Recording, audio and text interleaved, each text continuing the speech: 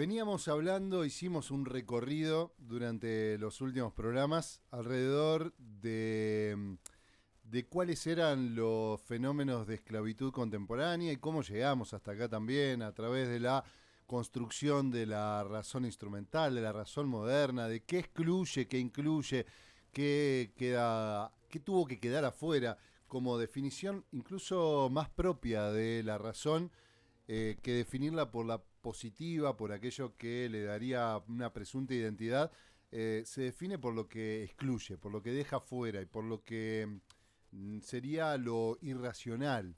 Eh, Tal vez incluso lo inmaduro frente a lo maduro. Bueno, hubo una serie de dicotomías, porque además claramente nuestra cultura occidental se va definiendo por dicotomías en una lógica binaria, que parece indefectible, parece la única verdad, parecería que es la razón incluso, porque hago esta introducción cuando estudiamos lógica, quienes estudiamos filosofía, por ejemplo, en la universidad, hay una materia y hay una disciplina que es la lógica, que es cómo pensar, ¿no? Aprender a pensar.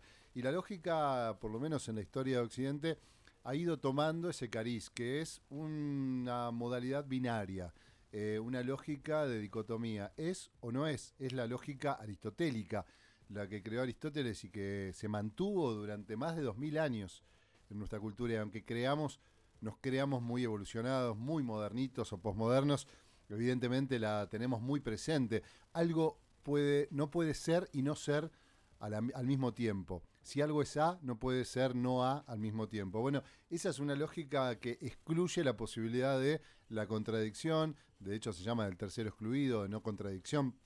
Y lo cierto es que no puede explicar todo nuestro mundo, mucho menos el mundo natural y el mundo humano, el mundo del inconsciente humano. Bueno, esto es lo que trató de bucear uno de los pensadores más ricos que tiene la Argentina particularmente, y en América ha sido muy influyente, cada vez más leído porque durante muchísimo tiempo fue subterráneo y casi como un prohibido de la academia. De hecho todavía no se lo aborda, que es Rodolfo Kusch, eh, un pensador que, bueno, no hemos contado algunos detalles de Rodolfo Kusch, pero él nació, miren, para que lo tengan más presente, nació en 1922, falleció en 1979 y se dedicó a explorar la filosofía, la antropología y la cultura de América Latina para comprender las raíces profundas. Por eso su libro más importante y que hemos explorado acá en otros momentos es América Profunda. Y lo de profunda no es solo por la profundidad del pensamiento, sino por bucear lo que está por debajo, la América profunda también de nuestras sociedades actuales, contemporáneas, porque está presente. Según Rodolfo Kusch, esto no fue un mundo que quedó sepultado, es un mundo que está en el inconsciente. Si ustedes quieren, para utilizar esa metáfora, bueno, metáfora, algún psicoanalista me dirá que no es una metáfora del inconsciente, pero lo podemos tomar de la filosofía como una metáfora. eh, es ese universo reprimido, el universo que no queremos ver, pero que nos está determinando. Vieron que hablamos de eso las últimas semanas, cómo la razón se creyó que podía dejar de lado todo aquello que lo determinara, es decir, el hombre libre, es el que hablamos, el hombre libre que se desataba de toda determinación y podía decidir libremente. Bueno, el siglo XX y el siglo XXI han mostrado que hay determinaciones en lo más hondo de nuestra psique, en lo más hondo de nuestra cultura, en lo más hondo de nuestra economía, es decir, de materialidad. Decimos desde Marx, mostrando las determinaciones de la materia, de las relaciones económicas, de las posiciones de clase que determinan en qué lugar nacemos y desde ahí una forma de abarcar el mundo. Si me creo parte de la clase dominante, voy a actuar de una manera, y si me siento parte de la clase trabajadora, probablemente actúe de otra manera. Y bueno, con Freud se rompió la conciencia pura, ¿no? La conciencia eh, omnipotente, esa que creía que podía dejar de lado y eliminar todo lo subconsciente o el inconsciente, y se demostró que por debajo muchas determinaciones, incluso guerras, han sido por el deseo sexual, por el deseo de poder o por haber reprimido determinadas cosas. Por ejemplo, nuestros padecimientos. El siglo XX se dice fue el siglo de la angustia. El siglo XXI ya se habla, es el siglo de la ansiedad, es la gran pandemia mundial. De hecho, hoy por hoy, y esto está ya asumido en los ambientes de la salud mental, de la salud en general, que la pandemia más fuerte es la pandemia de salud mental. Y dentro de esa pandemia estamos viviendo la de la ansiedad como uno de los más preocupantes fenómenos que nos está esclavizando y que, bueno, ¿quién lo determina? ¿Soy libre? Bueno, en gran medida hay algunas teorías contemporáneas, algunas prácticas de salud mental o de presunta salud mental que apuestan a que simplemente lo niegues. Si vos lo negás, si vos pensás positivamente, si vos decidís que ya no vas a estar ansioso, bueno, vas a poder, a partir de tu propia libertad y la omnipotencia de la razón y de la conciencia, eliminar todo lo otro. Bueno, mala noticia para los que aún tengan esta determinación, aunque puede servir en algunos casos, por supuesto, en algunos casos hay una falta de voluntad, hay algo que un pensamiento positivo, una psicología positiva puede aportar, pero nunca podemos pensar que se puede eliminar lo negativo. Bueno, algo de esto es lo que se fue a explorar Rodolfo Kusch en el mundo americano, metiéndose bien adentro de las raíces profundas de nuestras sociedades, insisto, no solo del pasado, sino de las actuales, en las culturas indígenas y populares, que estos dos términos, porque de hecho uno de sus libros se llama no recuerdo el nombre, la identidad indígena y popular en América Latina o algo así, y precisamente lo que equipara es lo indígena con lo popular, es decir, lo indígena está vivo, lo americano está vivo en nuestras sociedades contemporáneas, en nuestra imagen que tenemos sobre lo bueno y lo malo. Lo más evidente y obvio y a la vista es el racismo, ¿no? La idea de que lo marrón, lo negro o lo marrón o lo mestizo está del lado de lo negativo, lo blanco, puro y pulcro está del lado de lo positivo. Bueno, esta idea es muy fuerte en nuestra América, pero dice Kush, eso no funciona. Esa posibilidad, esa idea, ese ideal, esa utopía de la raza pura, que más allá de que se dé de una manera más cercana al nazismo o menos cercana, o más cercana a la ¿cómo decía? Somos superiores estéticamente, como decía Javier Milei, los anarcolibertarios. Más allá de eso, hay graduaciones en el medio que también influyen determinantemente sobre nuestra visión, sobre lo bueno y lo malo, a través de esta mirada sobre América. Bueno, pero dice Kush, hay un proceso de fagocitación. Él le llama fagocitación al proceso en que cuando se instaura la identidad europea en América a través de la conquista, en ese proceso de encuentro, la identidad americana fagocita la identidad europea. La fagocitación viene a ser ese proceso en el cual nunca encajamos. Sentimos que como sociedades somos atrasadas, nunca vamos a llegar a ser, qué fuerte que está esto hoy, ¿no? Nunca vamos a llegar a ser, o queremos ser Alemania, Austria, Europa y los países desarrollados de Europa, pero algo pasa que nuestra identidad americana no nos lo permite, que nuestra contradicción entre lo que llamaba Kush el mero estar y el ser algo, la identidad americana, la identidad europea del ser algo, como un desarrollo que ahora vamos a explorar un poquito, bueno, frente al mero estar, dice, gana el mero estar, va ganando, aunque creamos que siempre gana lo europeo, no gana porque lo cierto es que no va a cuajar nunca y hay algo de lo americano que va frustrando esos deseos de pulcritud. Hoy vamos a charlar un ratito con Domingo Higuiña, Les recomiendo, quédense. Él es profesor en la universidad, profesor de pensamiento latinoamericano en la Universidad Nacional de Córdoba, y un tipo que sabe mucho sobre Rodolfo Kusch y sobre pensamiento latinoamericano. Hoy vamos a hablar de eso. Y como introducción quería tirar algunos conceptos de Kusch para acercarnos a esa columna, a esa entrevista. Voy a tener que acortar un poco, tengo acá las anotaciones, pero no vamos a llegar si me extiendo con todo la lógica que quería llevar. Decía Kusch que lo nuestro es, que se trata en América de conjurar el mundo, no de diseñarlo a nuestra manera, no de diseñarlo y planificarlo racionalmente y de intervenirlo y de dominarlo, sino de conjurarlo. Conjurarlo es muy diferente a conquistarlo, a dominarlo, porque nunca se lo puede dominar. Lo que plantea nunca se lo puede ni se debe querer, sino una conjuración.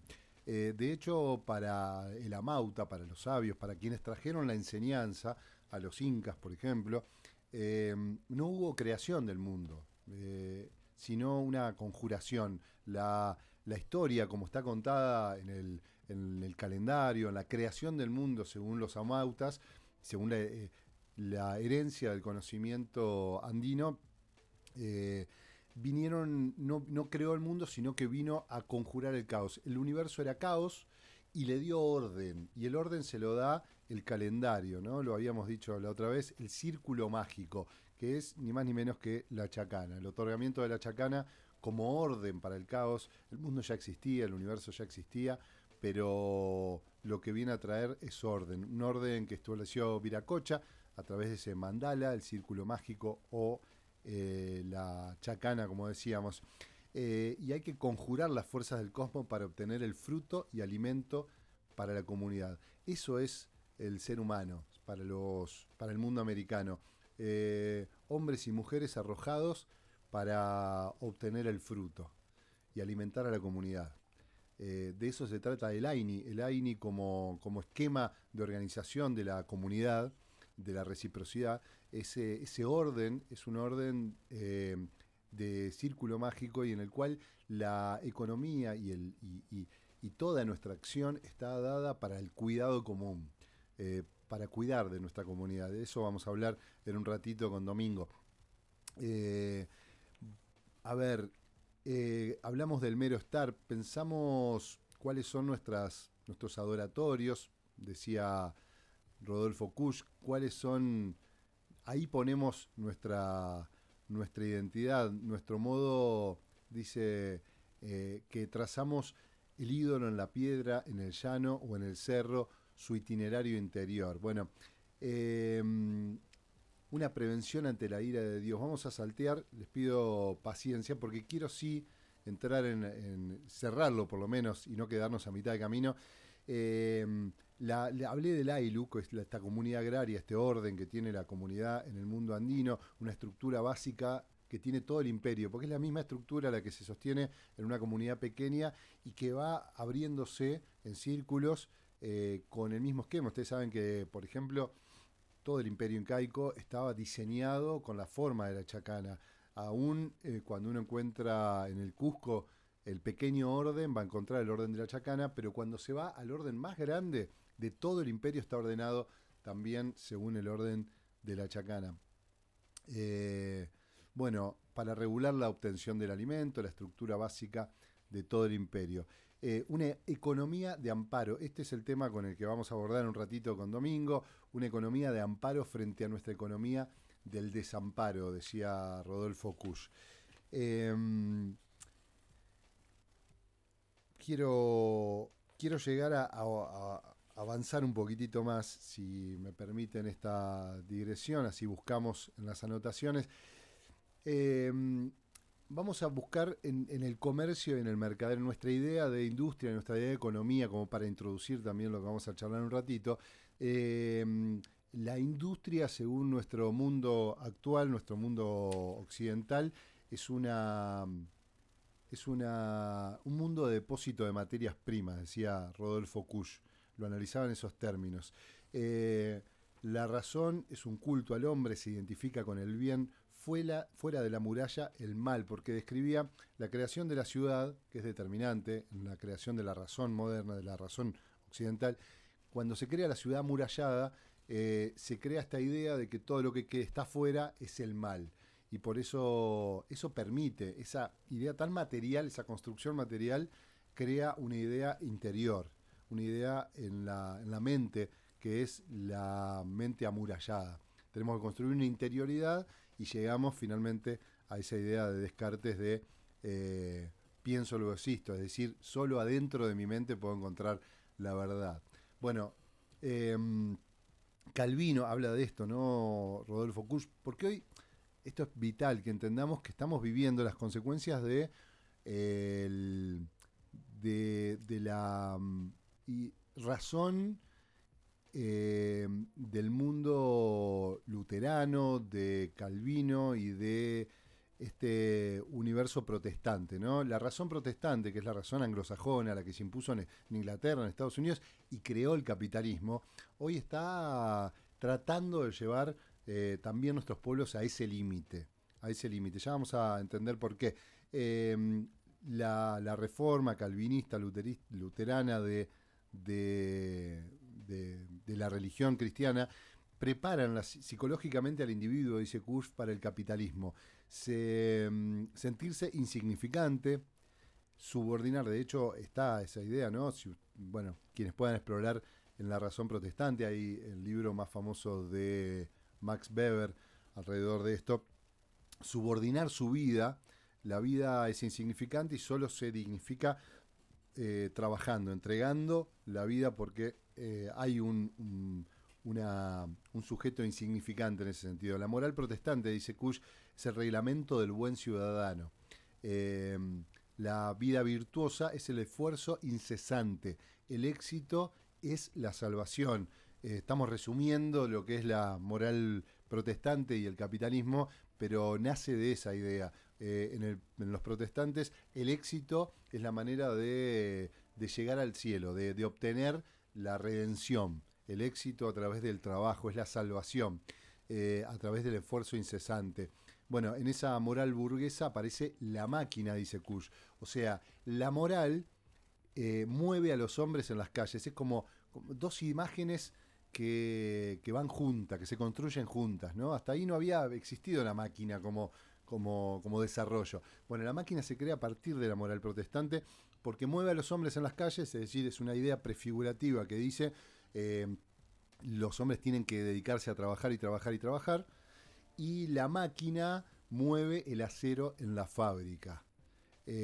Los dos construyen lugares estrechos, ¿no? Pequeños, la fábrica como lugar cerrado y la razón protestante una mente, una razón, una conciencia como lugar cerrado. Crea un vacío y llena ese vacío las máquinas que completan nuestra vida, dice Rodolfo Kusch.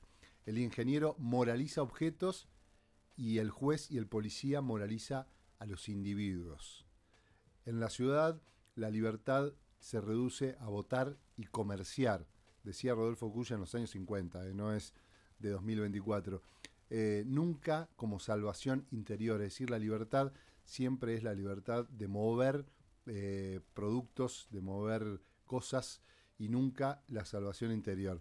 Los derechos sucedáneos de una libertad primaria prohibida, y ahí habla del ayuno frente a la fiesta del mundo. Utiliza esa metáfora de la fiesta del mundo como una fiesta de consumo, una fiesta de objetos. El mundo es un mundo de objetos y el mundo material es una fábrica de materias primas para su utilización según el mundo occidental. Bueno, el ayuno frente a la fiesta del mundo, la propuesta de Rodolfo Kusch para poder limitar un poco esa presunta libertad que nos esclaviza. Bueno, vamos a hablar un ratito de economía y yo voy a cortar acá, lo vamos a seguir en su momento, tenemos mucho más para hablar de Rodolfo Kusch, realmente nos produce una enorme admiración y les recomendamos obviamente agarrar, buscar, leerlo, están los PDF dando vuelta en cualquier lugar, en cualquier página lo pueden encontrar y si no, algunas otras columnas que tenemos aquí en el programa. Quédense, charlamos con Domingo Higuinia.